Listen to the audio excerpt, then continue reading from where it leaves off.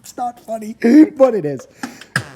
So DeepSeek has released the official version of V4 Flash. Previously, it was in preview. Now it is no longer in preview. This is a really light announcement post. There's no big blog post or anything. It's basically this X post as well as this benchmark JPEG, and some of the score improvements based off of the preview version are almost making one wonder, like, wouldn't they have just called this DeepSeek V4.5? Someone in my Discord mentioned that, and I agree, so that's why I'm mentioning it from what they mentioned, but this is really like quite significant. If we look at this deep SWE bench, which a lot of people seem to respect in terms of its actual ability to measure models' capability in software tasks, it went from 7.3 to 54.4. It also is being compared against things like GLM 5.2 and Opus 4.8. And apparently it's beating GLM 5.2 and still not at Opus 4.8 level, but this is not a big model. This is Flash. This is not the Pro version, which is going to be coming soon out of preview as well. And if these gains do persist to the Pro version, this may be a very interesting early August. So before we get into it, feel free to subscribe so I can hit that 100K and get the plaque. And someone did ask, if you hit 100K, are you just going to continue asking for like a 500K? No, I'm just going to say instead, like, before we get into it, here's my 100K plaque, like, what's up? Now, with that, let's take a look at some of these benchmarks, because really there are a few points here I want to drive home about why this is interesting, and the main one is if we swap over to Hugging Face. Now, this has not yet been updated in terms of the open weights version of this, which we can see right here, so this is the preview variant we're looking at. However, all things considered, it should probably be the same exact size and footprint. So this model is 284 billion parameters. It's a mixture of experts with 13 billion active. That means that this is something that is realistically feasible to be run on a local device. If we go and take a peek at some of the quantizations of this, it is likely going to require like a 2DGX Spark setup, which I understand is still a bit out there in terms of like feasibility of acquiring one of those, but it's more common than you may think in terms of like the local hobbyist world, I guess. So a 4-bit quantization of this on the low end is like 138 gigabytes in size. If you wanted to go all the way down to one of these unsloth dynamic quants, which we're looking at, you can realistically run this on a single 128 gig unified memory machine. And that's exciting because when this does get updated, it's basically showing, if these benchmarks are to be believed in face value, that you can have a model that's significantly smaller than these models right here that is actually packing like trading blows with them, which is pretty darn exciting. So one of the additional things that's linked here in this announcement post is, if we click on this, it's just a blog post here that brings us right to how to integrate this with codecs. It seems like this was added by popular demand and is the primary way that they're actually advertising this model, at least when you see that this is the main thing it gets linked to here from the X announcement post, which is basically the announcement post for this model. So for today's test, we're going to be using this just from within codecs, being that this is a Linux system that we're going to be performing our tests on. There is no pretty codecs desktop GUI application, but we're going to be using it with the command line app. It's really not a huge difference aside from maybe just a bit less aesthetically pleasing in terms of watching the interface, but this is all set up properly. They have instructions here on how to ensure that is done. They even have like a simple one-click script to set it up that is recommended, and they show you some of the specific things that get changed here. Now, to note, because it is just going to be saying DeepSeek V4 Flash right there, if we go into the models and pricing section, we see that V4 Flash is just going to the newly updated version 0731 for July 31st. We will also be keeping tabs on price because this is really like extremely cheap in terms of model pricing here. So if we scroll down, it is like, is that 2 cents? So it's like 3 cents per million input tokens with a cache hit. With a cache miss, it's 14 cents per million in, and then 28 cents per million out. Though there are like peak hour multipliers here, I believe, so you can see that right there. So during peak hours, it will be twice as expensive. So 28 cents per million in, 56 cents per million out. So just keep that in mind as well. So without wasting any further time, we all know how we're going to begin this, which is of course the Browser OS Test v2.5, which is the traditional one. Perhaps it's getting close to the time where we need to create the Browser OS Test v3, which is something I'll probably get to doing sooner than later, just being that this is probably pretty saturated at this point, but it always gives us a nice initial like vibe test of the model, if nothing more. All right. it started out, so after 7 minutes of thinking, which we didn't get to see anything, it starts by saying, this is a fun, chunky build. Okay, a weight reference perhaps? No. A whole OS, 2 real 3D games, and it's created this updated plan for itself. So just based off of what I'm seeing and how long it took to get to this point, I am anticipating this may take quite a bit of time. Now keep in mind, it's on maximum reasoning effort, which is the longest, most verbose reasoning effort, but I always like to test them at full potential if possible. We now have our completed OS, and the first thing I'm a bit curious about is it's named it basically like ominous. Now, I'm confused about that because we can see that is the name of this system, and also like this is mine, so it's probably just, I'm not trying to sell you anything, don't worry. These are open sourced. I don't sell them anymore because single person to consumer is terrible. So that's why I'm a little confused by what it named this, but nonetheless, we should have it now. So let's take a peek at our ominous browser OS. This is very, very good, especially for a Flash model. Now, I'm almost like cautious to say these things now because of all like the distillation attacks. This is giving me somewhat of like a GPT-5.x aesthetic to it. There is movement to the background. This is probably one of the most busy notepad apps I've seen, and it just opens with a welcome.txt. Now let's check the big important thing. Is there a right click? Yeah, there is. Personalize. I think it may have already been personalized. We have a clock in the bottom right that is showing the correct time in the locale as well as the correct date. I do like the background movement. It's like 2 orbs that are just like cycling. We have our start button right there, which is just a dot, and it has like a floating hover dock. Let's just start by clicking that. Wow, the Time Machine edition. We can search, so... Oh, okay, do you not have settings? It doesn't, okay. Let's just run through the apps one by one. Files. Either this model is going to be like a total freak of nature that's going to scare a lot of people at how potent it is, or this prompt has made its way into the training data. I'm going to hold off on any saved about.txt. Can we actually create something new in this file? Yeah, we can. Yeah, all right. This is very good. We can make a new folder too. It puts it down there. All right, Notepad, which we kind of did already just see. It just gives us word count, character count, etc. We need to add a token count to a lot of Notepad apps now because most people are probably just vibe coding. All right, and we can resize this properly. Can we minimize to the taskbar and reopen? Yes, and full screen and unfull screen. Very good. Next up, GTA City. It's pretty good. Is it Quen 3.627 be good? No, but it's close. We have a task as well that we need to start with. I should make sure there's no sound. All right, I have a speaker on, so it doesn't seem like there's sound. Okay, there's a bit of bugginess to this, mainly just like the camera movement is inverted. But we need to steal the gold sports car at the yellow marker, which given the speed we're moving and where the gold sports car seems to be is probably going to take a couple years, so... Okay, and it even has like some hover effects around it or something. There is sound. All right, deliver the car to the green marker.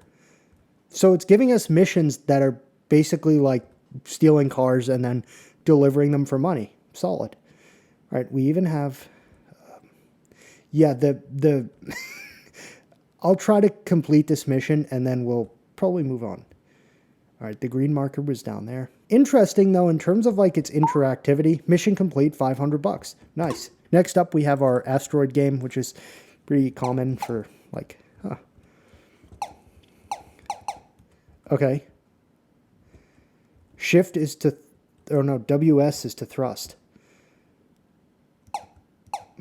Yeah, there definitely seems to be some spatial issues here in terms of... Oh, cool. Like, the controls are not properly mapped to how they should be. Yeah, nice. And it's split into smaller pieces. That's actually pretty darn cool. Check the big paint test, where does the canvas actually scale with this? No, but it did it correctly enough. Download as PNG. Terminal. All right, good looking. That's quite something. Fortune. File is a snapshot of your future regrets. That's just like, okay. calculator with the abacus icon. Ugh, it's like a landscape calculator. At least it scales properly. Good. It maybe should have opened like that, not like that, but I digress. 57 plus 6, 63 times 5, 315. 57 plus 6. Oh, there was an error. Okay, time machine. This is the special feature. Wow.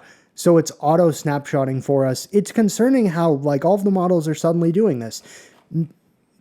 They're all basically just like recording our actions. It's timestamped 2 files, and we can restore the snapshot to a specific time. It is really quite interesting how sometimes very different features will suddenly all start to appear across different types of models from different labs and things like that. This is one of those things.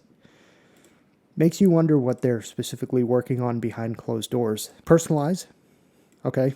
I'm a little concerned. All right. The gradients just aren't showing up in preview, but that one's actually kind of nice. Meadow. It's Windows XP style, like it's an ode to the past. Accent color does work. Good. Custom accent color. Oh, all right. Overall, quite good. All right, let's give it the self-contained C++ skateboarding test. This is the retro California aesthetic, and it'll probably take a bit of time. In the meantime, then, let's take a look and see how much that costs. So we were at $9.85. Now we're at $9.77. So the entirety of that cost us about 8 cents.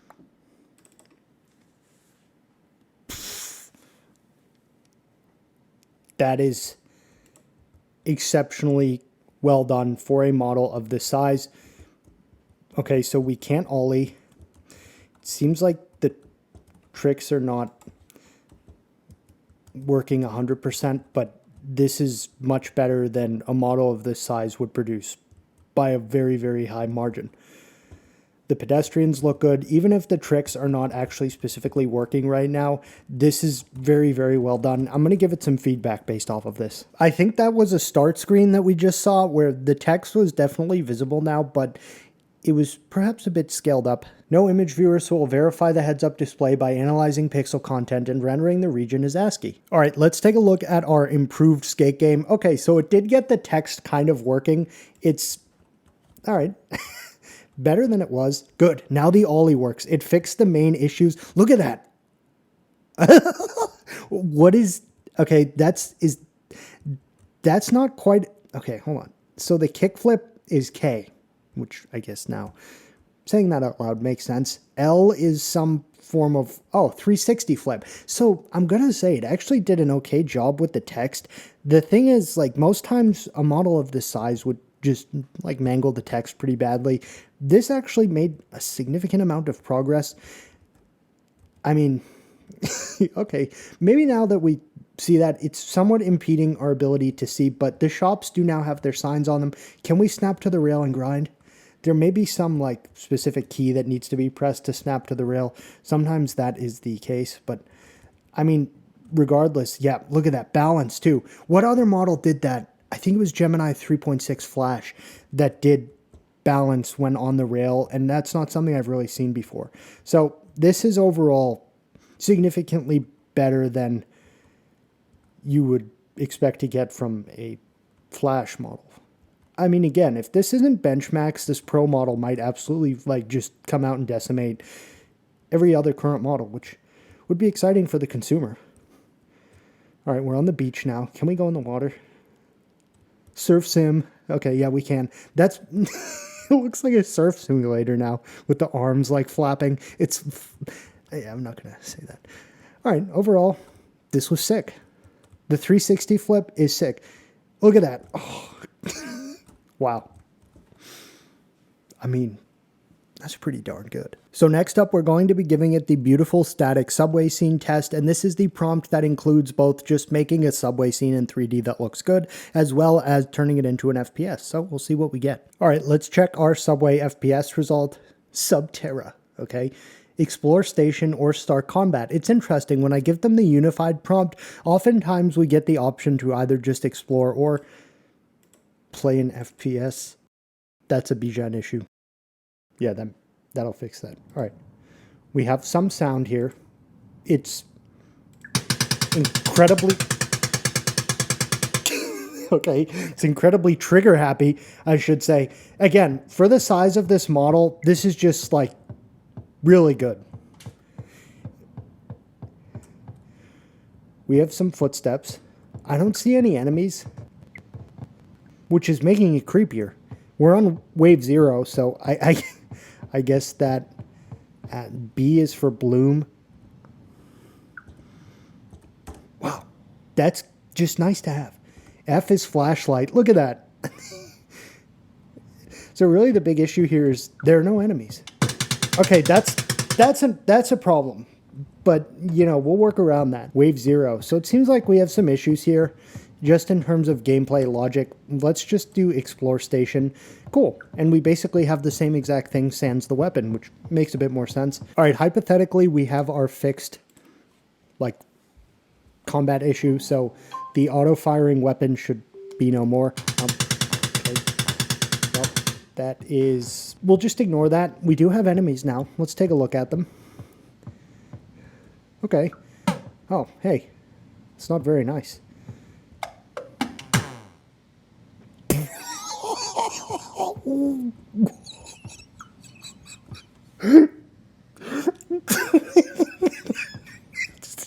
That is... I'm just going to be straight up. Like, what? All right. That's just not real watch. It's not funny, but it is. This model's sick too. It's like Opus 5 levels of sick.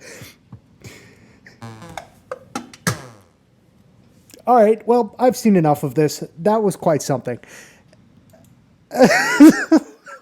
All right, I want to try this with something that I've just never done before ever with any model. It's going to be a C++ game, but it needs to be an old school looking 3D motorcycle game because this model's been performing so well in some of these prompts that have been run before with various models. I want to see if that performance translates into something that I've genuinely never run before ever with any model. So this is going to culminate in hopefully a pretty decent C++ self-contained retro motorcycle racing game. And if this looks very impressive as well, then this is really quite something. All right, so it's been working on our MotoGP game, which looks pretty good. The thing is, it used Raylib. I didn't catch it in time to tell it, no, you need to do it like in hard mode. So that's unfortunately going to kind of skew the results here because the whole reason I'm running this is to see how this does on a prompt that has never been used before. So it's a better generalization of the raw capability. So I don't quite know what to do. I mean, we'll take a quick peek at it. I mean, that looks pretty darn good. MotoGP, that's very good. The thing is, it made it a bit simpler by using Raylib, so I don't know 100%. The handles, I think, are inverted. It seems to have some issues with, like, spatial. I'm just saying don't use Raylib. Oh, I spelled it wrong. Start over. We'll just see. It's possible that it may still have, like, things cached from the history of what it just did, but nonetheless, we'll just see what we get. All right, here's our MotoGP game test where it can't use Raylib. No, I'm afraid this test has been ruined because I didn't catch it when it was using Raylib first. So this result is entirely sans Raylib, and it's actually better than the one that used Raylib, which is somewhat perplexing. It's very, very, very good. I mean, interesting.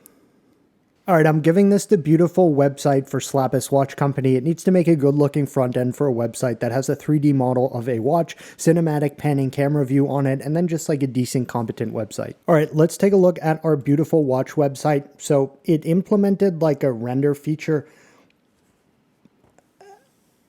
Time distilled. Nice. That's a good bit of lingo to use for a website that's this suspiciously clean. Now, okay, so we're going to notice there are some blatant issues here. I'm noticing a common theme in where the results are weak with this model is that spatially, it just doesn't have a great grasp on like proper orientation in 3D space, I guess, as how we would view things. But if we were to judge some of these elements individually, the wood is very nice, perhaps a bit too small for this watch. The actual materials look pretty good. We can somewhat move around, but unfortunately I can't like really take take control of this orbit. It has the elements there. They're just not necessarily arranged in the proper orientation, but still. I mean, okay, that's actually, so it rendered this online and then took photos of it. When I say online, it spun up like a Chrome instance to do some renders and then take photos of them and then include them here. That's what we're seeing right here. Is this supposed to be a pocket watch? I don't think so. Okay, it just kind of was mangled, but look, it even has like subdials and slappis. This one looks pretty good. Look, oh man, this one's actually better. Well, it's messed up, but like Lagoon Diver 300. All right, how much are these bad boys? Not bad. Very, very affordable for your average influencer. No, I'm kidding. I'm kidding. But this is pretty interesting. All right, overall, this was still very cool, even if it had some spatial issues. Next up, I'd like to try a 3D model test, but instead of the traditional V8 one, I'm going to change things up slightly. So I need a model of an inline-6 engine. It must fit a 280 size DC motor inside of it for my RC car project. It needs to be able to be 3D printed with minimal to no support and properly house the DC motor. An inline-6 engine is basically just like a rectangle like that, whereas a V8 is a V with like different stuff. So this is just a bit of differentiation to try to test the capabilities outside of the more traditional prompts. All right, we have our 3D model of the inline-6 done. There are some renders there. Let's just open it in OpenSCAD. Okay.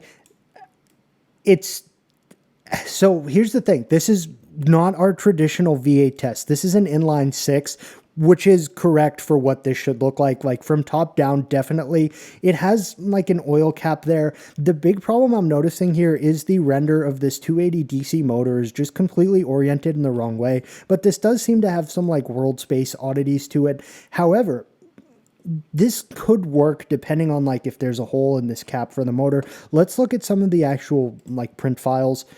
So here's, okay, body.stl. All right, it's big. Okay, so does that have a hole for the shaft? It does have its shaft hole, which is good. Additionally, it even has like outlets here for like heat dissipation wires, whatever you want to refer to that. Son of a gun. And it did the like V-shaped thing, so it won't need supports at all. Probably could have had a circle down there and then just a V at the top, but I think Kimi K3 did this as well, where it had a V angle at the top when we did this with the V8. It does, okay, so if I were to nitpick, yeah, like these walls are not thick enough to properly accommodate these holes, so they should either be closer to there or they should just have like thicker wall out there. But there should also be then the rear cover would like slide over the motor and probably just bolt in. Very good. Okay, this ring is maybe not 100%, but still just the fact that it did this in multiple pieces. Then we have the crank pulley. All right, very cool. And just for more detail, if nothing more, for the motor. And then we had the fit check. Isn't that like a thing? Like a fit check would be like, how's my shirt look or something? I don't know. But, and then, okay, cool. So it just made a little model of the motor to properly be able to fit it in to the body. So still, this is, I think it's actually quite all right and quite well done. It seems like it would actually be realistically printable and the motor would fit in and it wouldn't be like a big, huge mess of like different non-connected bodies. So very, very solid. Get it? Because it's a solid button. No, all right. This thing seems really good, so I'm just going to go hard mode here. This is kind of almost messed up to ask this to do, but I'm giving it the Chrono city test, which shows the city in different time periods, but I'm telling it to do it in C++ without using Raylib, so we'll see what we get. This is going to be, like, this is messed up, but it's a good test that's out of scope. This C++ city timeline result is taking quite a while, so the point we're at is like the UI and things are loading, but it's just consistently a black screen. We don't actually see anything beyond just the control map as well as the timeline slider, so we'll see what we get. All right, that was pretty good. That was the first I've seen of this, and I noticed a few things that were problematic, such as like sideways mangled cars, but this does seem to have like somewhat of a, look at the transition between the time. Keep in mind, this is all done using C++, and we're not allowing it to use Raylib or anything, so this is a difficult test, something I've never done before. We've done Chrono City, but it usually, not usually, it always has to be an HTML file. This is C++, so, I mean... Yep. All right. So that's 2055. it spoiled like a lot of the WoW for us, but the fact that this has actually pulled this off is pretty darn awesome, especially considering the model size. I know I'm going to keep driving that home, but still, that's a big thing, because say you have 2 of these DGX Sparks, which I probably will very soon, but I mean, for $9,000, you can run this locally with probably a million context with, yes, that's a lot of money, but like 6 years ago, if you knew you could run something with this performance locally for $9,000, it would be like, this is magic. So that's why I'm so excited about this. It's also very cheap to use in the API. All right, so it even has like music of the time. Can we move around? Yep. Oh, I see little people. It's automatically swapping through the timeline for us. All right, there's some issues here, but like, it's still, this isn't C++. QE is down and up. Oh. C is a cinematic tour. Ah, okay. Maybe we need to undo this cinematic tour, please. Okay. There we go. All right. How do I pause the space? It's not made it easy for us to really look at this, but like, this is still incredibly good, even with the issues. We see people here. Okay, so this is 1945. Let's see if we can go down further. There we go. That's a little better if it had kind of brought us in here. Okay, the movement's a bit odd and the cars are obviously mangled, but this has some problems with like its spatial understanding. Let's go now to, okay, 2. We have 1965. The car's a nicer color. Some of the signs have changed. More teal, like pastel colors. The people more or less look the same. 3 would be 1985. Okay. The music changes. It's, you know, I think we had streetlights that changed, did they?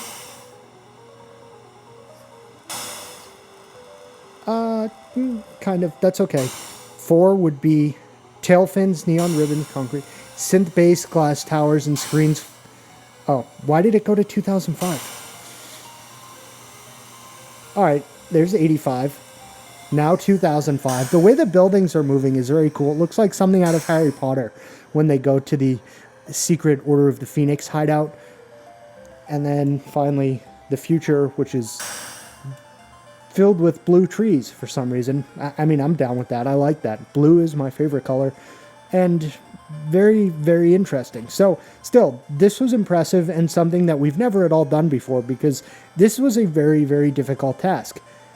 And the music is well done as well. So, I mean, yeah. All right, let's check our total cost for all of the tests we've run so far.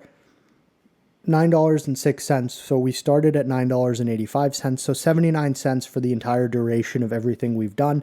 Now, that is including something additional that I have not yet talked about. So for the entirety basically of this test from within OpenCode, I have given this the Steve the PC Repairman cinematic game test. This is something that I give to things like Fable 5 or Kimi K3, not smaller models like this that are not gigantic state-of-the-art frontier models.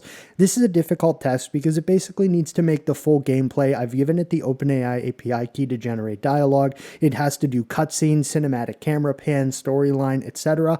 Now, this has been going on for quite a long time, and I just want to see what we have, if nothing more, just to get some form of, like, you know,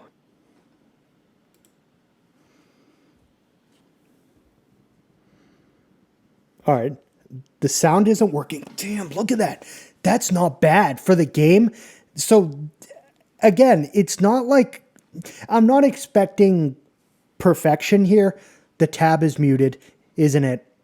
That's when we bought. I suck when it comes to like speaker handling and Tuesday, 5:47 p.m. Steve's PC Repair, where the elderly are never Look at the. overcharged. Oh, you can't see what I'm pointing at. I'm sorry. You sure she'll live, Steven? Oh, She'll be fine, Ms. Ellis. It's just the CMOS battery. 1998 was a very good year. That's when we bought. when we bought the Buick. That is something an old person would do in that year. And I'm not being like, you know, I have a Buick myself, so I'm not being like mean. All right, replace the CMOS battery in the computer. How would I go about doing that? Enter, E. They usually have like similar like key mappings. Nice. Unscrew the side panel, E. Pop out the old CMOS battery. Drop in the fresh battery. Screw the panel back on. There we go. New battery, case closed. Is that the... Oh, it's glowing. These people I'll are carry her out to the car. troubled. Oh, I have to walk this lady out? I mean, that's fine, you know. It's what a good store owner would do. Tommy watches you work. Always. Okay.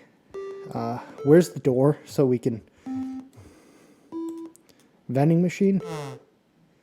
The machine demands coin, old school, you respect it. Rules of the shop. Okay. How do I get out of this shop? Again, some spatial issues here. Okay. Miss Alice is leaving. These sounds are like not entirely EQ'd properly, so... Oh, there's a door. Okay, good. Here's Oleg. This is all doing it itself. He nods. It means a lot. Okay, see what Mr. Thomas wants. Mr. Thomas. Busy. Ms. Ellis's Buick. It's I've got kind of something like better than a cutting the... Bargrave is auctioning off Nemesis. The Blackmark client wants it Damn it. dead, not stolen. You Everything except a first-class tickets. It's doing say it too otherwise. fast. and Like, I'm in. open the briefcase. The fact that this is like actually... Is that the briefcase? Yeah. Phone, lockpicks, USB. PDUKT. Nice. Key card gets you to floor 40. The hard part is above that. Take the phone, lockpicks, USB worm, keycard. Do I have to...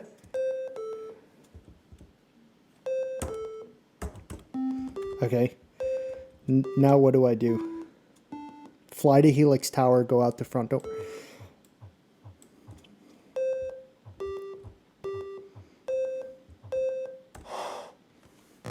Hours later, above the clouds, the cat sitter texted.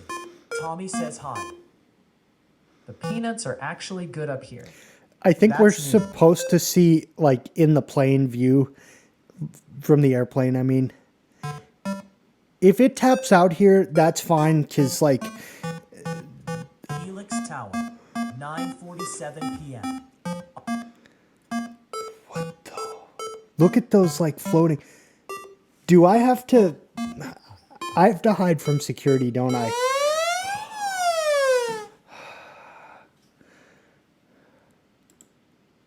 If this... Nope. Tuesday. I'm sorry. Oh, I have to, don't I?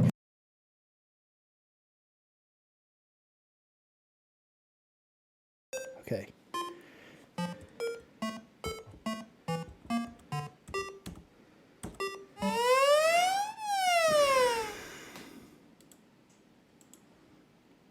I can't. I'm sorry. It was, to be honest, with spaces to skip. Yeah, I was doing a lot of that.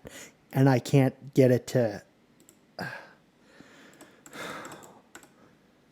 Bijan gets quite frustrated with games. I don't play much video game at all. So I'm not one that, like, enjoys the struggle. All right. I don't... Sorry, but, like, no. I'm vetoing it. That was still significantly better than what I would have expected by a long, long shot. I mean, Meta's Muse Spark 1.1. I gave it this test, and it was like... Ugh, this did better than that, and that is not what I expected. So this is a more difficult test that, like, Fable 5, Kimi K3 did really well on. GPT 5.6 Soul didn't even do that good. So this is, like, just showing some real proper capability here, and that's my culmination of the entirety of our testing today. This model seems truly, truly very impressive, to the point where we ran it on a few things that were not ever done on the channel because I was a bit almost suspicious of the performance it was putting out for the size. I don't normally get so, like, suspicious when testing these models. I just see how they do in the tests and it's like, oh, okay. But this one was just so good for the size. And a big part of the reason that I'm really excited about this is, again, this is something that actually has a realistic possibility of running locally on people's systems. Yes, you're going to need a pretty expensive hobbyist machine, but considering the performance you could be able to get from this, the cost is not entirely unjustified for those who can afford it, who want like local AI, and that is still a lot of folks, even if it's a niche market for now. Again, the 3D model, the Subway FPS, which was just disgustingly sick, and something like Claude Opus 5 would put out, because that model is also like a sick in the head model. This one also seems to have some of that like sickness as well shared with it. And the way we could turn the bloom on and off for the station, like this was just really like, yep. And it did have bullet holes in the environment. I didn't even notice that to comment on it because I was so busy just being like, yo, this model's really good. We have the flashlight capability as well. I mean, that's awesome. And then the biggest issue here was the gun would just auto fire for us. And then it would leave this like just disgustingness in the station, but still overall, just like properly competent for a model of this size. I want to keep driving that home because this really is quite awesome. I mean, the skate game was really good. And again, this was one that made me like, okay, I want to do a different C++ test as well, which is why we did both the MotoGP one, which was good, but it did it first in Raylib before I could catch it. Then I deleted everything it made and said do it without Raylib, and it still did a good job, but it basically looked like exactly the same. So I don't know what sort of memory of that it had. And then also there was, of course, the City Timeline one, which was just like quite competent for being done in C++ without Raylib. It made the music and things like that. So overall, I think a lot of folks are going to be extremely excited about this model because it's very cheap, it's locally hostable, and if these gains actually translate to the big Pro model, that could really be a Kimi K3 competitor, which I'm excited about because it's significantly smaller. That's a 1.6T versus a 2.8T. So pretty interesting, and that's probably going to conclude today's video. So if you have any questions, leave them in the comments, and thanks for watching.